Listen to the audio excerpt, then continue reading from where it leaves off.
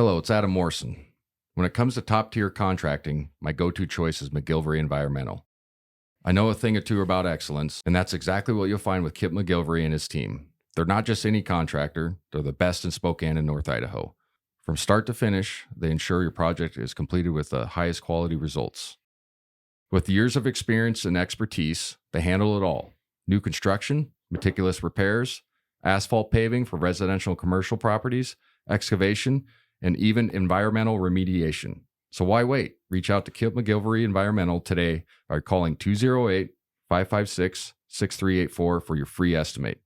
Don't forget to mention my name, Adam Morrison, and experience the difference McGilvery Environmental brings to the table. Again, that's 208-556-6384, McGilvery Environmental. My number one choice for all my contracting needs. M4 CPA is a family-owned accounting firm passionate about helping businesses and their owners create a secure future for their families. They pride themselves on the quality of their work and put their clients first, ensuring they get the attention and care they deserve. Their mission is to provide exceptional accounting services to help you achieve your financial goals. M4 CPA is all about building long-term relationships based on trust, integrity, and transparency. With a team of experienced professionals, they offer personalized solutions to meet your needs. If you're a Perimeter listener, here's an exclusive offer for you. Mention the Perimeter podcast when you reach out to M4 CPA and get a free business consultation to assess your financial strategies. So, if you're looking for an accounting firm that truly cares about your business, trust M4 CPA. Accounting you can trust with a personal touch. Learn more at m4cpa.com.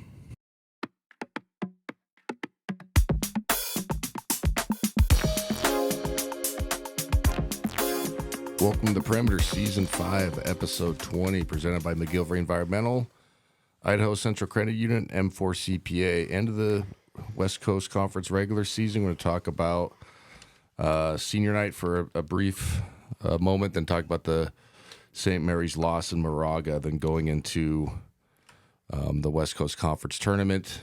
Maybe cover a little bit NCAA tournament. We don't really know yet. There's still a lot of things, variables for this team. We're in. Right. I mean, that's better than what it was last year. Obviously, we thought we were in, but we wasn't quite for sure. Mm-hmm. But now, and we're going to have to figure out what seed line we're going to be on, and it's a fair conversation to have. Do we drop a seed line if we don't win the tournament because we lost to Morocco, blah, blah, blah. So all those things are kind of back into play. Like I said, senior night was good. We clinched at least a share of the West Coast Conference title against Portland. Got some get back on them. Mm-hmm. Ended up 15 at halftime, won by 41. Yeah. It's a good game. You know what I mean? It's one of those deals that felt nice to get everybody kind of rolling. The big news from that game was Graham Ike. He had 9 straight 20-point games. Ended up at 19. Was pretty upset about it. You could tell when he was checking out of the game. Mm-hmm. It is here nor there. I don't think it was on purpose. It's just we got to get him off the floor, be healthy. And then Jalen Worley not playing. Yeah. So he has that thigh contusion that he suffered against Portland the first time, and it slowly has gotten worse. And as we know, he's a tough kid. He's a kind of gamer. So if he says something hurts at me, he means it, right? It's not like I'm thinking about long term. Like this kid's trying to play. Yeah. And if you remember watching the Santa Clara game down there, like he was full on limping. Yeah. He could barely play. I mean, he played like 6 minutes or whatever it was. It's like he can't go. So the prevailing thought was he could sit out this one and get some more time. So it was kind of a bummer for him doing a senior night deal and then not playing. But he's thinking long term, and he's a tough kid, like I said. Great addition to the Zag Nation and all that stuff. So it sucks that he couldn't lace it up for the home fans one more time because he's kind of a crowd favorite in my opinion. Yeah. A lot of people just like his game. He's a nice kid, good story. We did an interview with him. He's terrific. He's like that off the deal too. You know what I mean? Mm-hmm. So anyway, that was some news, but it was nice to wrap up at least a share of the regular season title. So going into Moraga on Saturday, it was one of those deals. Okay, is Jalen gonna play? We found out, Huddy and I, when I say we, probably the day before that he wasn't gonna play, which makes sense because it's just not turning the corner. Yeah. And so you go, okay, theoretically, you want him to have another full week because our first game is going to be Monday in the West Coast Conference Tournament, because if you win the league or you get a first or second, you get the automatic bye into the semifinals, which you can say what you want. It's the right thing to do. It's been the right thing to do since we switched from going to that third game. Go ask the Big Sky Conference when Eastern Washington had the nation's longest win streak and lost in the first round, what that does for your conference. You want your best teams to have a chance to get to the NCAA tournament. It's just good for everybody, because if you go further in the NCAA tournament, you get a win, everybody gets a conference share of the money. So it's not like it's favoritism. It's you want your conference represented by the best teams, and if you have the best regular season, you get an advantage. That's the whole point of it.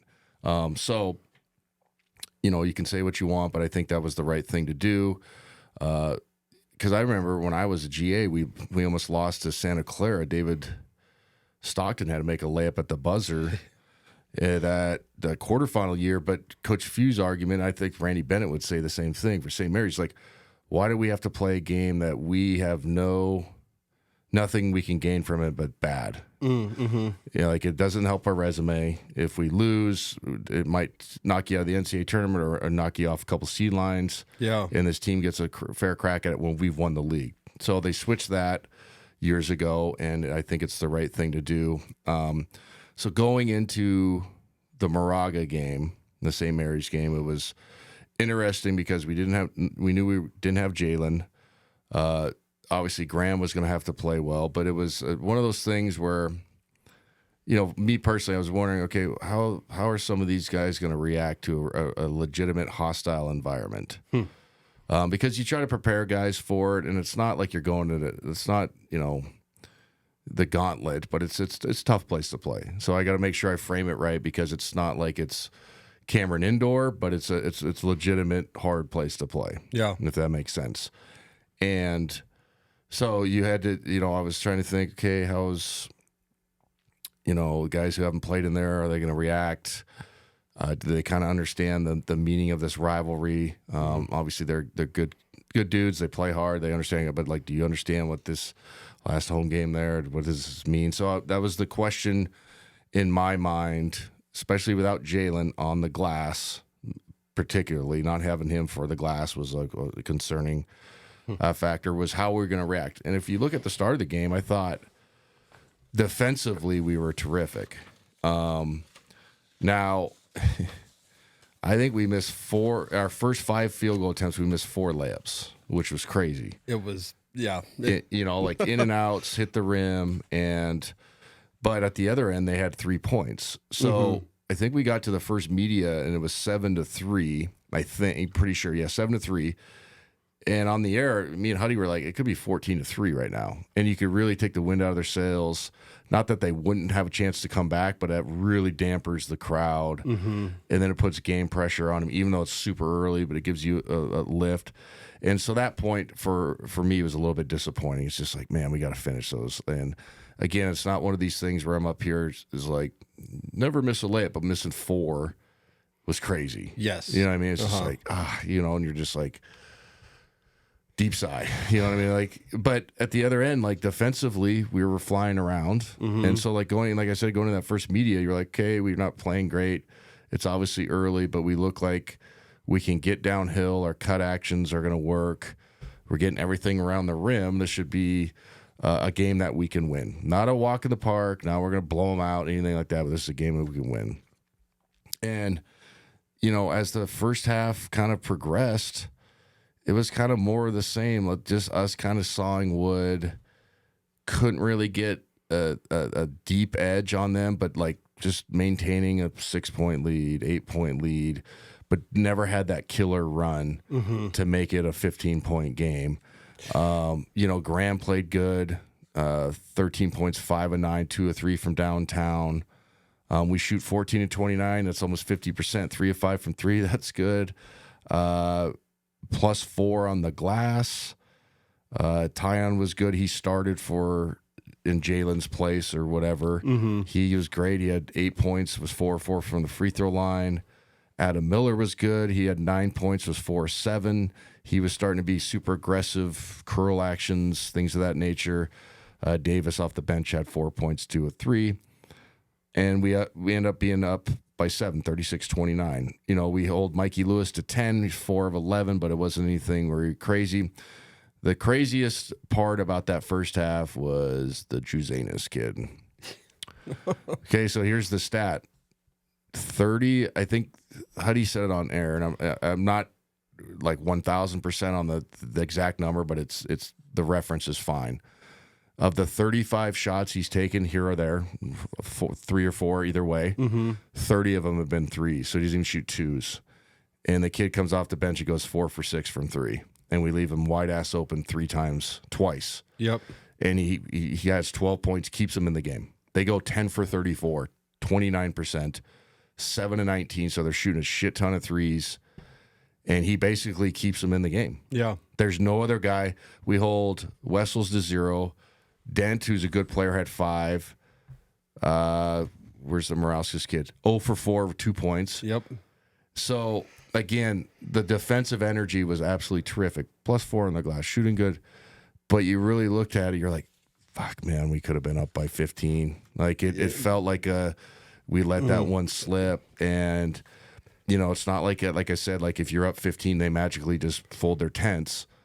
But it gives you some leeway and it takes the crowd out of it. So it was a weird halftime because I felt good, but I was like, man, we left a lot on the table. Well, it felt like it felt good because at the last, minute of the game, Adam Miller goes down and he misses a layup. And we were up 36-26. They get the rebound and they were banging a 3. And then they banged in a 3. So like it made that momentum. It just like 12-point or 5-point swing, 12-point lead or a 7-point lead. I know. It just felt different. It's crazy how much missed bunnies just affect everything. Because they're just obviously you want to score it, but it's the team like fuck. Yeah. But everybody's like, you're all right, man. But everybody's like, come on, man. And then they go down and bang in a 3. So it was interesting. Like I said, like we didn't play great. It was solid, but then we just couldn't have that knockout, not a knockout blow, but just an 8-0 run. And then we're up 15. Like I said, then you put real game pressure on a team that likes to play slower. And it's their senior night, and it's last time, all the things that we talked about. So going into the second half, it was one of those deals. Like in my mind, I was like, well, it's 0-0, man. Like they're not gonna give up. They never do, and they play kind of crazy down here. I was surprised at how many threes they took. But it makes sense. Like they don't really have an offensive inside presence that's a scoring presence. Wessels is an unbelievable offensive rebound. Same with the McKeener guy off the bench, but they're not like throw it to him every time down like they used to have with Jock Landale and all their other great bigs. So it makes sense. They're like, no, we got to play through the perimeter, through Dent, through Mikey Lewis. Morauskas even can shoot threes. The Shaw kid theoretically can. So we start the second half. And immediately they go on a fucking 8-0 run. And 2 of them were missed like assignments defensively where we leave Lewis wide ass open on a swing, and we don't full rotate. And you look up and we have to call timeout, 2.5 minutes into that thing, and they're up 1.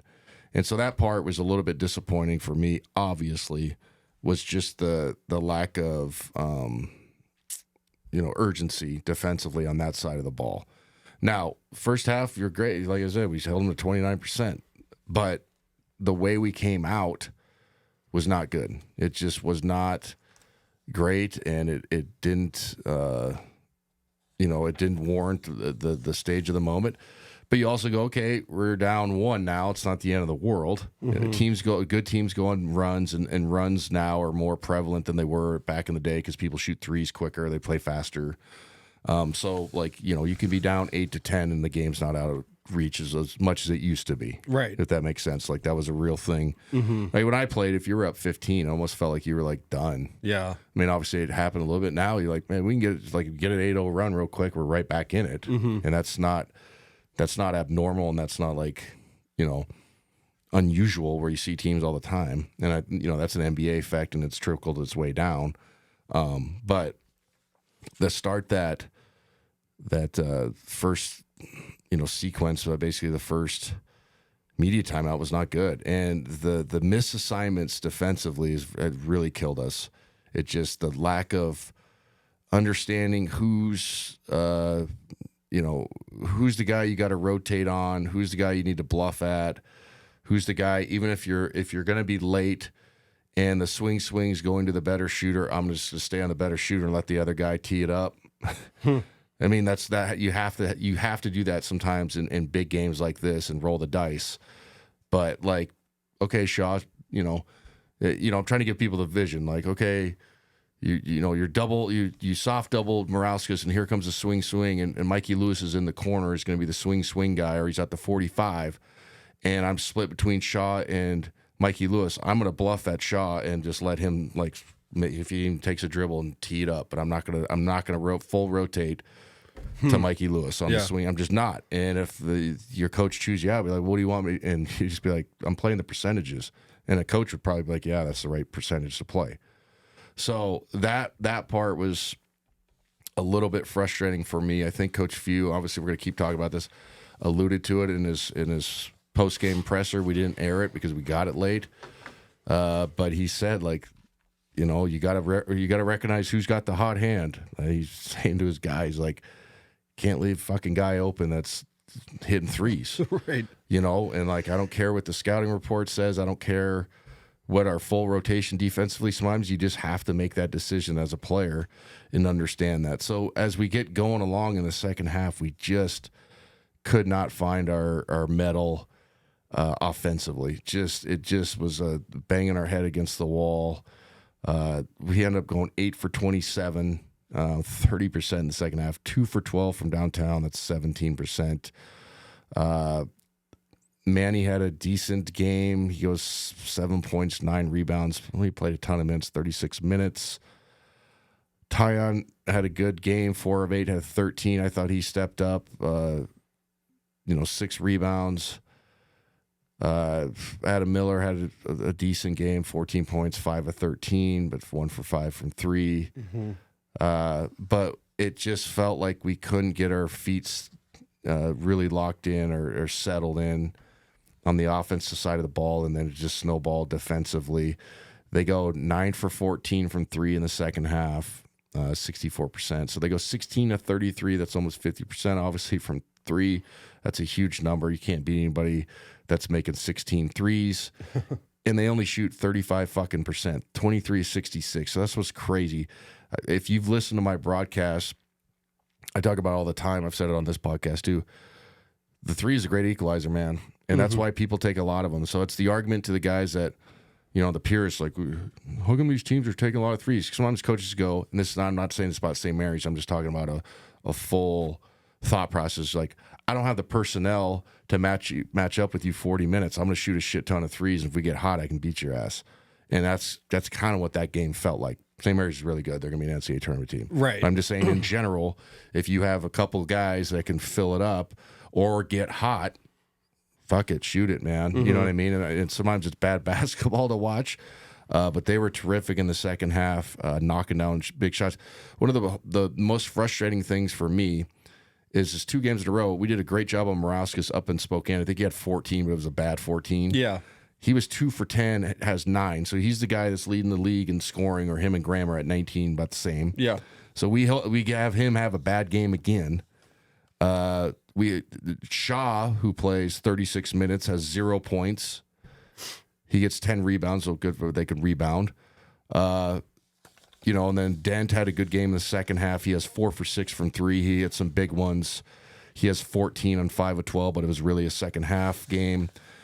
They don't even play that kid, Juzanis, 1 fucking second in the second half. That's how crazy it was that he got 12 in the first. Mm-hmm.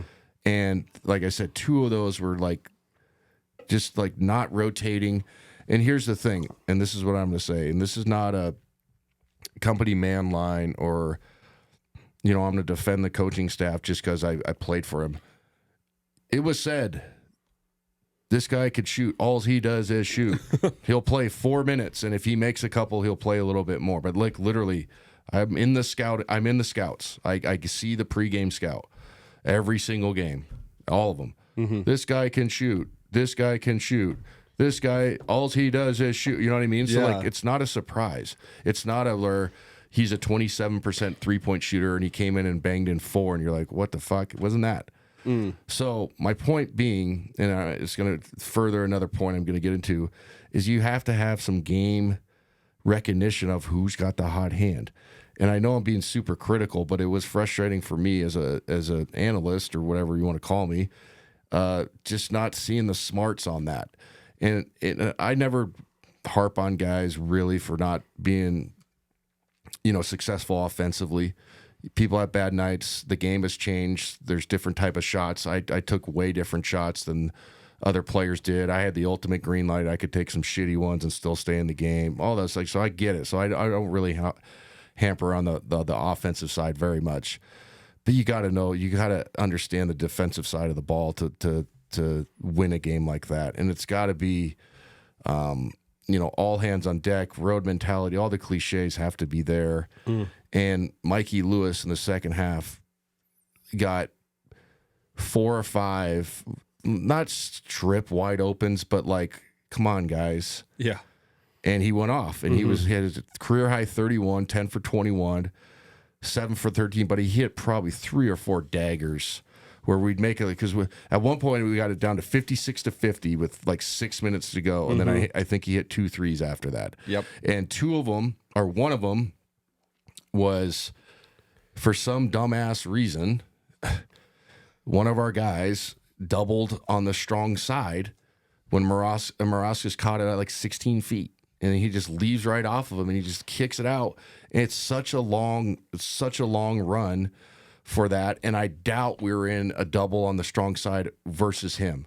That is a real thing against a non-shooter. You can double from the strong side and then have a long run, and you can kind of bluff and block the swing. It was just like a brain fart. And I remember looking at the bench, and they're just like, "What are you doing? Like, what are you doing?" And then we had one where he came off a like ball screen action, and we like switched but went under, and then he just, oh, thanks, and it's like whack.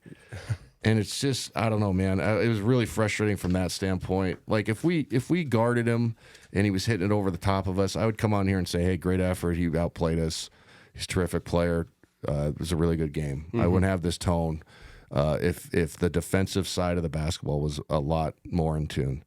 And so I think people that listen to this want the like honest answers from this. That's why they listen to it. And people tell me like, oh, I like your takes on our defensive IQ was so bad in that second half. That's why we lost. It's literally why we lost. It wasn't the officiating. There was no Graham had one shitty call. And then the fifth one, he was just pissed off, threw the kid down. And it actually kind of was nice to get him out of the fucking game. It's like, okay, wave the white flag a little bit, get off the floor. You've had a terrific year.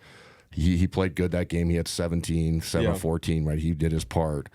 But it was like, just get him off the floor before he punches somebody. And I mean that in the nicest way. But like, they were on his ass. And but if you don't understand, like Coach Few said, who has the hot hand and make adjustments in game as a player, it's tough, man. And you lose games like that. And so it was tough to watch in that second half, because what did I say? We were +4 on the glass as well. We ended up going -5, so nine different swing on the glass. That fucking kills you. They have 15 offensive rebounds. That's what they do. They push you in the back. The two bigs, I think, are like top 10 in the country. Huddy had this stat of offensive rebound efficiency per minute or whatever. One of those, it's not dumbass stats, but one of those unique stats. But you're like, oh, that's what they're good at. Right. And they train their guys to like shove and tap back. And if you watch, you have to have your guards at the nail to go get those. Like, and you have to be disciplined of it. Like, oh shit, I know my guy's over in the corner, but I need to run to this spot to get this weird tap out rebound. Because they had a ton where they got it. Kick out three. My high school coach, Glenn Williams, used to say it all the time. It's true. The offensive rebound kick out three is the hardest shot in basketball to guard, because you're scrambling. You don't know what the fuck's going on. That's why a lot of coaches like it. You're like, pooh, offensive rebound, sprayed out. Like, let it rip again. Because usually you're wide ass open because everybody's underneath the basket or around the basket. And we just had too many of those plays that were backbreaking. Like I said, 56-50. We get it down, and we're like grinding through it. Like, all right, come on. Let's put game pressure on them. And then they make 2 fucking threes, basically back to back on shitty rotations. And so it was frustrating from that standpoint. Our guard play wasn't good. They go 0 for 5 total, 2 points. Davis was okay. He had 6, 5 rebounds. He played 27 minutes. It was not good. We shoot, like I said, 39% overall. So good job, St. Mary's defensively. 5 of 17 from 3 again. Do all right from the line, 10 for 12. But again, we hold them to 35% from the field. Yeah. But they make 16 threes, out-rebound us, take care of the ball. So it'll be interesting. You obviously assume that hopefully we get another crack at them, but it was chaos in there. They were amped up and ready to go. And look, our guy, we're 28-3. Had a terrific season. Okay. And usually I'm pretty pro player and pro, program, obviously, and I'm always gonna be, but I have to call it like I see it, and that the defensive effort was not there in the second half. And whatever, man, it is what it is, but I'm sure that message is conveyed, and I'm sure the fellas in the locker room, of course they do. They understand that. They're gonna have a better effort, whoever we play in the semifinal of the West Coast Conference. Either, in my opinion, it's either Pepperdine, Wazoo, San Francisco, or Oregon State. I think it's going to be Oregon State or San Francisco. So I don't think Wazoo and Pepperdine are going to win any of those games. Maybe they do. Right. But I think they're teams that are kind of just ready to mail it in. You know what I mean? So we could talk a little bit about that. But it was hard to watch. It's hard to sit there and try to be positive on the air. But it was just like a lot of like, what the fuck are you doing defensively? Like, why are you going under, or why are you like helping on the drive when they want to spray it out to this kid? And he's a good player, but let's make him go 9 for 14 on twos if he has 18. Good game, man, on making 17 footers. And that wasn't the case. So it was hard to watch. What this does for us, we ended up splitting the regular season championship. We got the 1 seed because the first tiebreaker, it's odd, is how you do against the better opponents. And Santa Clara was the 3rd place. We beat them twice. Right. St. Mary's beat them once. So that's how we won the tiebreaker. Gotcha. It's always different, but it's hard to do when there's an imbalanced schedule, because then you go, well, what if you only played them once? So it's like it's kind of gets into these dumbass metrics that don't even make any sense, but whatever. So we get the first game. And what that means is, well, theoretically, if we win, we'll get more rest time than the other one. What do you got? The question I ask about The Perimeter will be right back after a word from our sponsor. It's time for Home Team Rewards. Zag fans, get your Bulldog branded ICCU Premier Rewards Visa credit card, the only card where you can earn rewards for everyday purchases while giving back to Gonzaga University. Choose from a Visa Rewards card with a lower rate or a Premier Rewards card with maximum rewards. With no annual fees, card control, and next-level security, you can spend smart from tap to app. Zags, rejoice! Find your card at iccu.com/GoZags on approved credit. We'll get more rest time than the other one. What do you got? the question I was going to ask about going into the tournament and going into that game in particular against St. Mary's was everything was already set, win or lose. We were one seed, and I know I know the mentality should be let's go kick them in the mouth. It had nothing to do with that. We just already said.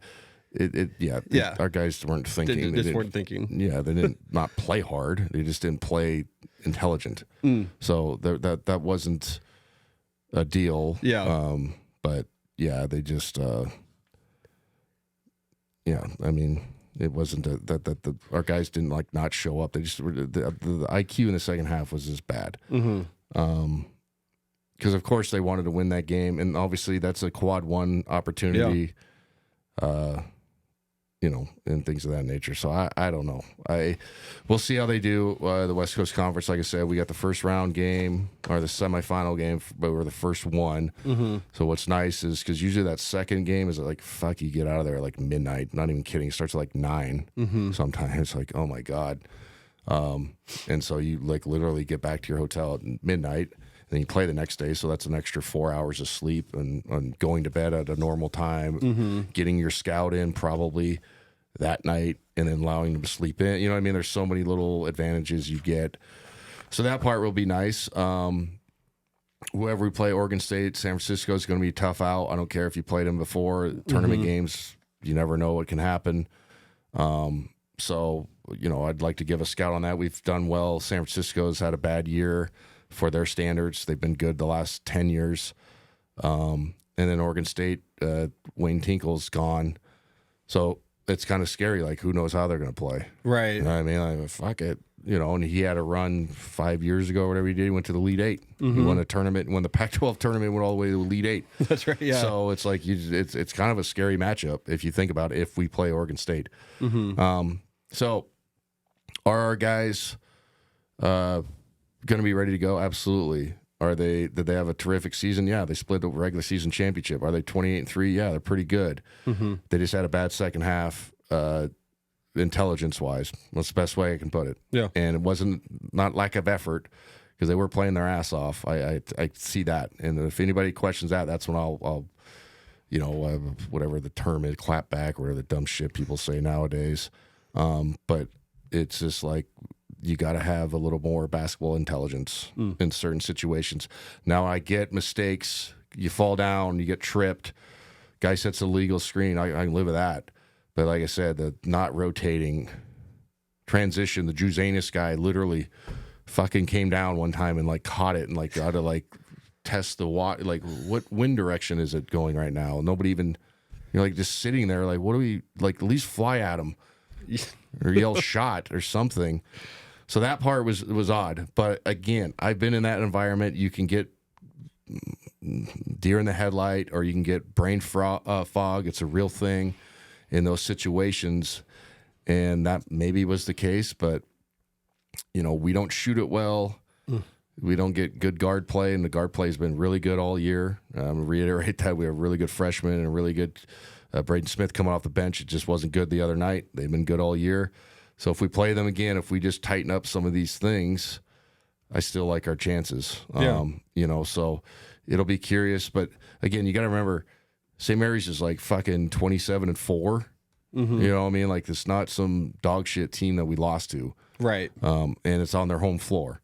So it stung, obviously, but it's a pretty good basketball team. It's a really good basketball team. In a gym that's like the fever pitch, ready to go. So we'll see. But yeah. Yeah. To put it in perspective, the AP poll just came out as we're talking, and we went down from 9 to 12, but St. Mary's went all the way up from being unranked to 21. Oh, nice. So I think that kind of shows how much we're respected and how much they were respected on getting, that win against us. Yeah. So yeah. We're 12 in the Ken Palm. I wonder if that moves. Right now, I think Lenardi, he was there actually at the game. It'd be interesting. Not that he just is an analyst or whatever, but he's pretty spot on. Him and the Fox guy and the CBS, the three of them that are pretty good. I think they have us at the 3-4. Yeah, they have us at the 3 right now. Yeah, so it'll be curious. There's more to play for. If we win it, then I think firmly we're a 3. And then you got to look at, the Big 12 tournament, Big 10, like there's so many variables. Yeah. If we lose, knock on wood, but let's say we lost in the semis or something, then it'd probably be out of that 4 seed, and then we'd probably traveling because the sites now on the West Coast, if you're a top 4 seed, or I believe it's San Diego, Portland. So that's kind of what the thought process is. If we get one of those seeds in one of those seed lines, you'll be a nice flight for your fans. Right, is the point. Easy travel. So we'll see, but. Yeah, tough one. Sometimes you got to be critical, but I think I'm spot on because obviously I watched the game, thought about it. It was hard to sit there and swallow that one because it was like, fuck, man. God damn it. You know what I mean? It's just one of those, you're like, Fuck. But 28-3, like somebody you got to put up a perspective too. And we tied the regular season championship, so it's not a bad year. It just was a bad second half defensively. Yep. So what do you got? Do we want to do a McGilvery's Foundation Player of the Week? Well, I'm gonna shout out Kip on the show. So last week we gave away tickets to, or the episode before that, we gave away tickets to Todd, who won the ticket giveaway. Well, apparently 2 Todds had entered the There you go. entered it, and the not winner Todd had reached out about winning the tickets. I'm like, oh, this is Todd. You're the winner. I gave his name to our sponsor Kip for getting him tickets at the door, and then the real Todd reached out to me, and I was like, oh my goodness. He reached out to me after the Sunday deadline, so I could have just been like, "Hey, dude, like no, like you messed up, you missed." Yeah. But like I just had given the wrong Todd the wrong tickets, and so I reached out to Kip, said, "Hey, no worries if you can't make this happen, but if it's any possible way that we get 2 extra tickets, we could make 2 Todd's dreams come true." And McGilvery Environmental came through, and I can't say enough for our sponsors and how much they've meant to us this season, and that was really cool of them to do that. Yeah, no, it was cool. It was 2 guys got to win, so I think next year we'll hammer down. Like, you need to put your real name. And I need to get emails, stuff like that. Emails, like we gotta like have picture of your last power bill, something like that.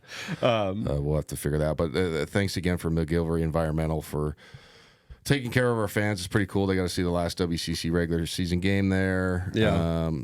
Senior night, all those things. So Kip's been good. McGilvery Environmental's been terrific for us. So let's go to the stat of the week. The stat of the week. So I was kind of coming, since it's the end of the WCC season, and I wanted to kind of do a check-in on Graham Ike and how he's doing as an all-time Zag. And right now, where he's sitting is number 9 all-time scorer for Gonzaga with 1,714 points. And we've talked about Graham Ike so much on this show in the last 3 years, but like it kind of like put into perspective like just how much he means to this program, and what I just kind of think he's done it. I mean, not quietly, but it's just I feel like maybe when we look back on this, he'll have all the respect, but I kind of maybe don't think about him as much as I should. Yeah. No, he's had a terrific career. It was nice that he came back. Could have entered the portal, came back this year. So he's number 9. He's gonna, I don't know what he's close to, but he's obviously a top 10. That's a terrific achievement, and only doing it 3 seasons. That's the other part you got to always give context to is eras, 3 seasons, all those things matter. But yeah, he's been awesome so far. I interviewed him for some CBS thing that's going to come out right before the national championship game or something like that. I got roped into doing something. Anyway, I was honest with him. I was like, we got to put you in the like some of the all-time great Zag bigs. I mean, and it's not like a pity thing, but if you really think back of guys delivering, guys having big moments, guys, shouldering the load, all those things, like you can start stacking them against some guys that are playing 82 games a season right now, you know what I mean? And Definitely. And things of that nature. So yeah, it's an interesting stat of the week by M4CPA, and Graham Ike, number 9 all-time scorer, has a chance to move up. Depends on how far we go. Yeah, I mean, I'll give you he's 9 points behind Turioff, and then about 100 points behind Matt Santangelo. Oh, okay. So yeah, he's got a legitimate shot to get to like 7 or 6. You know, and so yeah, congrats to him, man. He was terrific down the stretch, especially missing those 3 games. I'll be curious how they figure out this MVP award for the deal. Yeah. I think the coaches vote on it, so I'll be curious to see if some people are like "F you, Gonzaga," or Graham had more of an impact in the games that we played against St. Matt. You know what I'm saying? Yeah. But Morauskas had a great year as well, so I'm not going to take anything away just because he's wearing a different colored jersey than ours. Yeah. But I would be happy if they just go co MVPs. I think that'd be fair. But both both teams are obviously regular season champs, co-regular season champs, all those things. So it'd be interesting, but he's definitely going to be a first team all league. I'll be curious to see like when the season ends too, where he stacks up like in All-American and things of that nature, but definitely in the WCC. Absolutely. Does that usually come out like the week of the tournament? I can't remember. Okay. Man. Like honestly, I don't remember when they do the deals and who votes and who gets a vote. I think it's just the coaches because I don't know how much media, but I and it's not just because I'm a part of it, but they should allow, some of the beat writers and some of the, the radio guys, TV guys. Like, we watched all the games. And we follow the league. It's not we just watch every single one, but we at least follow the league too. And so, but obviously the coaches do more, and the coaches have but I think maybe a combo of both. But I know for sure that he'll at least be in the running for that. Yeah. Yeah. I will say last year's awards were announced on March 4th. So I imagine it'll be in this next week. Yeah. Nice. The Perimeter will be right back after a word from our sponsor. It's time for Home Team Rewards. Zag fans, get your Bulldog branded ICCU Premier Rewards Visa credit card, the only card where you can earn rewards for everyday purchases while giving back to Gonzaga University. Choose from a Visa Rewards card with a lower rate or a Premier Rewards card with maximum rewards. With no annual fees, card control, and next level security, you can spend smart from tap to app. Zags, rejoice! Find your card at iccu.com/GoZags on approved credit. Getting into our Ask Adam presented by Idaho Central Credit Union, Luke on Instagram asks, what are your NCAA tourney expectations for this team now? It's kind of a little TBD because obviously loss or not against St. Mary's, it doesn't change the personnel grouping, whatever. You know what I mean? Like the outlook of the team is still the same. Yeah. Are they a team that could score? Yeah, obviously. The rebound margin, yes. A lot of the metrics make sense, yes. Jalen Worley's health is a big thing for me. And if people are listening, well, he doesn't score very much. He just does all the little shit that you don't see, and he alleviates a lot of pressure off our guard play, and our guard play's been terrific, but he's your de facto second, third ball handler, which really makes it tough for certain teams to be like, shit, our four-man's got to guard him full court, so we can't really press or like pressure. We'll just throw it to Jalen, bring it up, and you just literally run the actions normal. It doesn't change. And then all the offensive rebounding, when he gets defensive rebounds, he can push. And then, like, he can score 15 to 20. He's done that this year. Yeah. So I just think when I say TBD to be determined, a lot of it has to do with the health of Jalen Worley. Now, can we win without him? Of course. But he's going to make a difference for us if we can continue to progress. And again, we're going to have to talk about it. It's three-point shooting. If we shoot the ball at a 35% or clip or higher in the NCAA tournament, we can beat anybody. I firmly believe that. That's not bullshit. We have the personnel. We have the depth. We have an All-American inside guy. We have really good guard play. We have unique wings that are big and long. So you can, if you get in a situation, you're guarding scoring wings. Manny, Tyon, Davis. It's pretty long wings as well. You got to shoot the ball well. Yeah. So that's when I say to be determined. There's some factors that have to happen for us to make a deep run. And they're if you're listening, you're like, well, great analysis, Adam. If they make shots, no shit. Well, duh. But that's really what it's been. Right. If we make shots, then we're pretty lethal. If we don't, then we can lose. So do I think we have obviously we have the experience, the staff, been there, all those things. We check a lot of boxes. Jalen Worley's health, and can we shoot the ball consistently from the perimeter? We can beat anybody. Yeah. And I firmly believe that, especially being if we're a 4 seed or below. Definitely, have a chance to make a run, but that's interesting because it's normally in years past we'd kind of have this wrapped up, and you'd just be knocking on wood on injuries through the West Coast Conference. We haven't dealt with major injuries in years past. Huff obviously being the big one. It'd be easier question to answer. Yeah. But honestly that there's some things that need to happen for us to play well, but also I need to see like who's going out there. Is Tyon and Manny and Davis ready for that challenge that Jalen gives us? Absolutely. You know what I mean? But he not having him takes away that third ball handler, that unique ball handler, that playmaker, that just, kind of a tough ass, long wing. He just does so many little things that I don't think our fans love him because they know the game. We have smart fan base. But, like, if you just really look at it, like, oh, man, you just really want that kid on the floor for, like, 25 minutes. Yeah. You know what I mean? You're just like, you just win.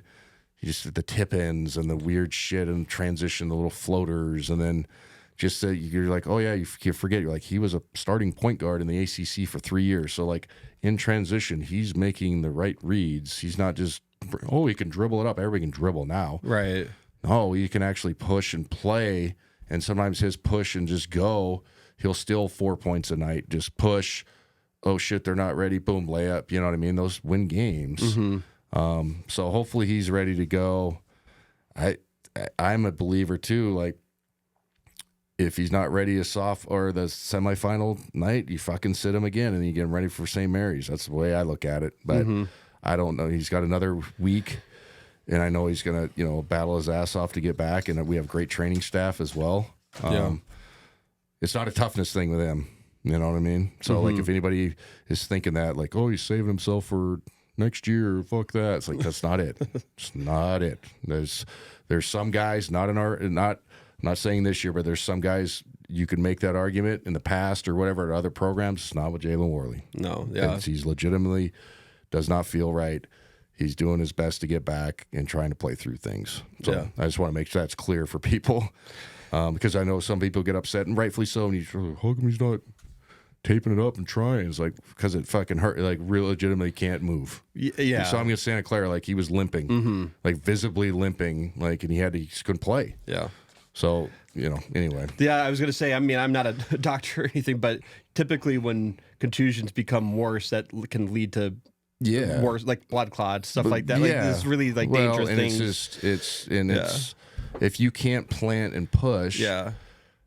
How do you? I mean, exactly. You know what I mean? Like I said, he was limping against Santa Clara, so he's legitimately hurt. Yeah, he's a tough ass as it is.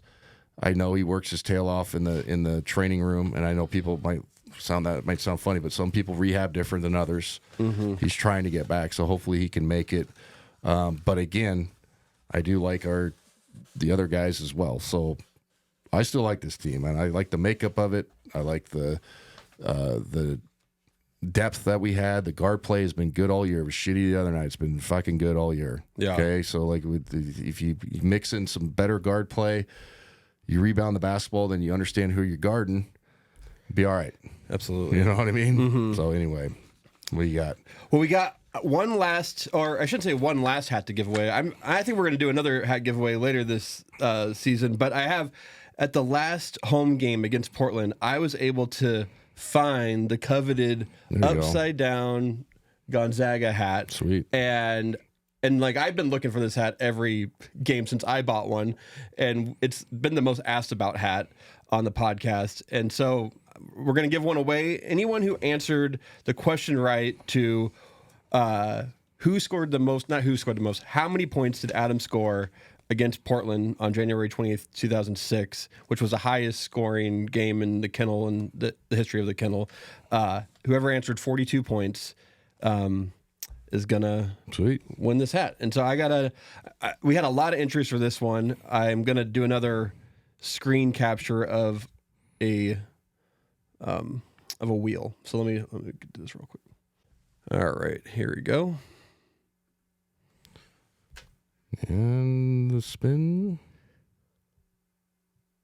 Just be like what's the Price Right? You want to shout anybody out? I want to thank my grandmother. I used to watch the thing. Here we go. So from Facebook, this should be easy to track down. Yeah. Brendan Spears, you are the winner. Speirs. Brendan Spears. Yeah, you won the upside down Gonzaga hat. I'll send that to you wherever you're at. I'll send you a message on Facebook. But congratulations. Thank you guys so much for taking part of this. I also want to, since we've been doing these hat giveaways, we decided we wanted to get some swag. This is like the first swag we've ever created Yeah. for the show. I think we tried to do it the first year, and that was a whole different story. Keep going. Yeah. But I got these perimeter hats made with a new logo, and they're going to be available it's going to be on a Printful website. They're going to be $30 each, plus there'll be shipping in there to get it shipped to you. But like we're going to have standard. which is standard, yes. Standard price. Keep going. Sorry. But yeah, we're going to have these two hats available to purchase, and they'll be shipped directly to you. It's kind of through a third-party situation. But the reason why we're doing that, it makes sense, so we don't order 100 of them and 10 people get them. Exactly. And we're sitting there. So like, yeah. And so we're basically doing this not to really make a buck. We're doing it because people have asked us about it, and it's third party. So like, if it goes well, we'll make more stuff later. Yeah, we can make shirts and we'll make shirts and all that stuff and start giving it away. But we're kind of just soft launching and seeing how it goes, and just a little capitalism mixed in there every once in a while. Absolutely. And the hats are kind of based off of, I mean, this one hat is based off the hat that like you wear a lot. And and there's a nice little embroidered on this one, on the flat bill, there's like the logo of just like the play that is the logos on the back of it or on the side of this one. It's cool. Yeah, they're sharp. Yeah, they they're look nice. good. So good episode. A little bit negative, swore a little bit too much, but whatever, who cares? Hopefully we'll be back next week talking about NCAA tournament. Hopefully we're talking about a championship game, and then we'll have the bracket. Then we'll kind of dig into what ifs, what have yous, all those things, and then talk about just the overall bracket. It's gonna be a fun time. Yeah, the NCAA tournament. March is the best month of the year. Absolutely. Spring's coming. Daylight savings ends Sundays. Like, thank God. Oh, is it really? Yes. Oh, thank God. So I know, it's like, thank God. It's like anybody from the Northwest, especially Spokane, you're like, we made it. You know what I mean? It's like we're hugging like we're on the the movie Alive, and the plane's coming over. Like, oh my God, we did it. I can leave our caves. I just hope we're not in fake spring right now, because it's so nice outside. No, I know. I thought that the other week or whenever it snowed, then it went away, but it's also like, is it going to do it one more? Because sometimes it does it like mid-March, just that one extra, like, it's actually 31 when you wake up and you're like, what? But anyway, so yeah. Thanks for listening. Thank you to our sponsors, Idaho Central Credit Union, McGilvery Environmental, Thank you to our sponsors, McGilvery Environmental, Idaho Central Credit Union, M4 CPA. See you next week. Awesome.